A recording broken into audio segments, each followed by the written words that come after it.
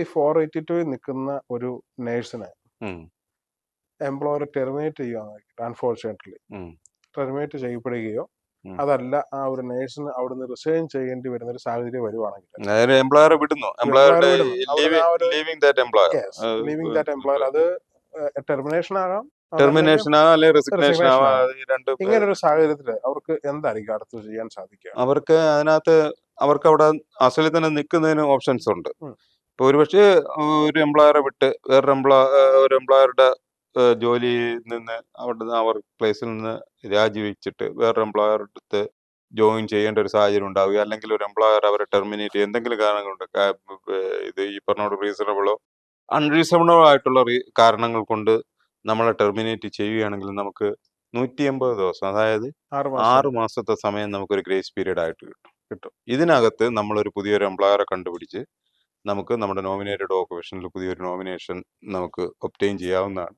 അങ്ങനെ വിട്ടുകയാണെന്നുണ്ടെങ്കിൽ നമ്മുടെ visa valid ആയിട്ട് വീണ്ടും ആ വിസയുടെ പീരീഡോളം കാലം നമുക്ക് വീണ്ടും, അതായത് ആ എംപ്ലോയർ തരുന്ന എത്ര കാലത്തേക്കുള്ള 482 ആണ്, അത്തരം കാലത്തേക്കുള്ള വിസ നമുക്ക് ഉണ്ടാവണം.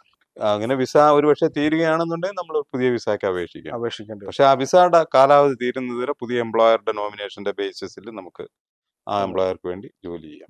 പിന്നെ ഇത് ഒരുപക്ഷെ 180 ദിവസത്തിനകത്ത് നമുക്ക് ജോലി കിട്ടാനൊക്കെ ഒരു ബുദ്ധിമുട്ടൊക്കെ ഉണ്ട് എന്നുണ്ടെങ്കിൽ പോലും നമുക്കവിടെ ഏതെങ്കിലും ഒക്കെ ജോലി ചെയ്യുന്നതിന് തടസ്സങ്ങളുമില്ല.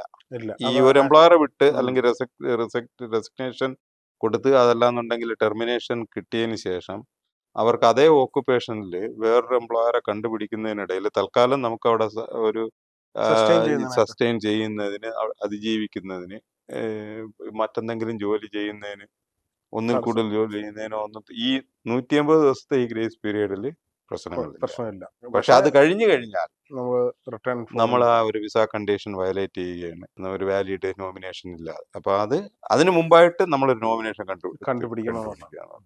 പക്ഷെ ഈ പീരീഡ്, ഇന്ററിം പീരീഡ്, ഇതിന്റെ ഈ ഇടയിലുള്ള ഇടക്കാല സമയത്ത് നമുക്ക് വേണമെങ്കിൽ ഒരുപക്ഷെ നമ്മളെ നോമിനേറ്റഡ്ഷനുമായിട്ട് റിലേറ്റഡ് അല്ലാത്ത ജോലി ചെയ്യുന്നതിനും സാങ്കേതികമായിട്ട് തടസ്സങ്ങളൊന്നും ഇല്ല.